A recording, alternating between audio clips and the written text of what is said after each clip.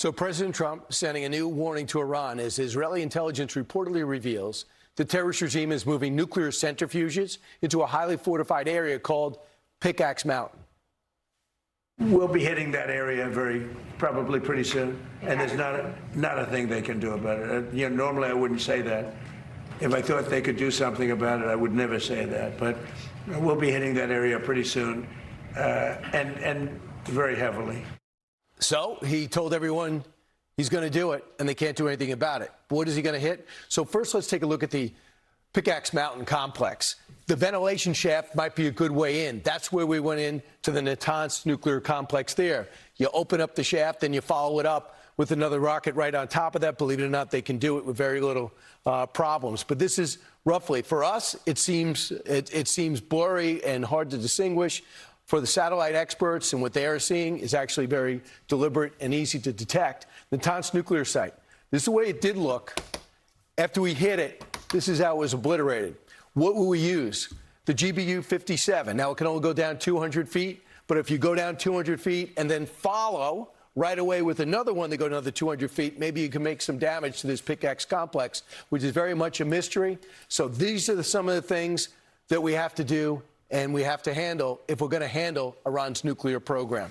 That is mainly what got us into this, and the ballistic missiles are there to protect their nuclear program and actually protect the proxies. Here to discuss this and more is former National Security Council official Richard Goldberg. Richard, your thoughts about the president's statement about Pickaxe as we go over to the map. What stands out to you as a real challenge or a strategy to attack it? Well, obviously, this is a facility that was their dream breakout facility they've been building for years. Started in 2020, went all through the Biden years. They did nothing about it, engaged through their appeasement policies, tried to get back to the nuclear deal, let them continue on construction and harden this facility. It's deeper underground than Fordo was that you mentioned. Now, you went back to that map there. You have those ventilation shafts. We don't have the schematics to the facility the way that we probably had for Fordo. Remember, the IAEA inspectors had been down in Fordo for years. We knew the facility pretty well and could map it out for an attack. We may not have that sort of granularity unless the Israelis or somebody have the intelligence to be able to inform that for Pickaxe Mountain. However, the ventilation shafts, as you mentioned, could be a way in. There's also power cables that could be a way in.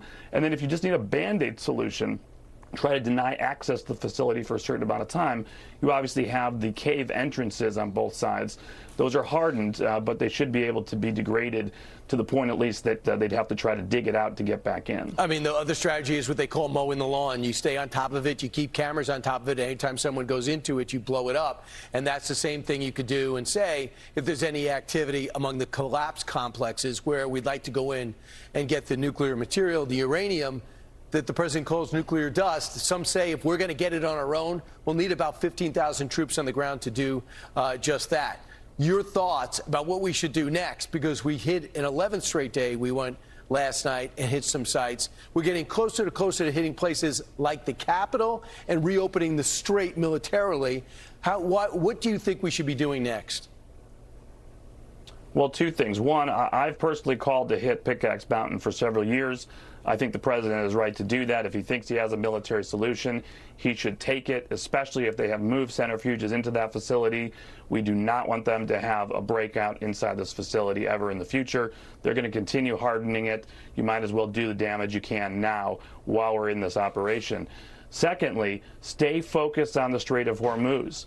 Now, Admiral Cooper has a plan. We are working the plan 11 nights straight, and we are starting to move farther inland, as was clear last night, to where the Iranians are firing from, where they're coordinating from, the command and control, not just the capability to hit the Strait of Hormuz. Let Admiral Cooper finish the job with what he has planned. This is what we called Project Freedom several weeks ago. We're seeing it play out. Now, the president may have other options on critical infrastructure that supports the IRGC's ability to hit the strait. It may be leadership targets that he needs to hit as well. He should have all those options available, but stay focused on the mission here. Deny nuclear weapons, open the Strait of Hormuz. How much more time does Admiral Cooper need? My assumption is, and he has not stated this, and it's hard to evaluate because you're seeing these nightly strikes and you're saying, wow, what are we hitting every night? We see what CENTCOM tells us. What's the effectiveness of these strikes? We still see ships getting hit. And so it's hard without a granular briefing to be able to tell you it's going to be 2 more weeks, 3 more weeks if the president hasn't said that. My assumption is it is going to be days or weeks, and the president needs to continue to let Admiral Cooper do the job. Don't take these off-ramps that the Qataris or others start offering him. Make sure he says, I've completed the target set, Mr. President, and then he'll be graded on whether or not ships are continuing to move. All right, Rich, thanks so much. Appreciate it. Be sure to like and subscribe for all the Fox News latest on YouTube and catch full shows streaming now on Fox One.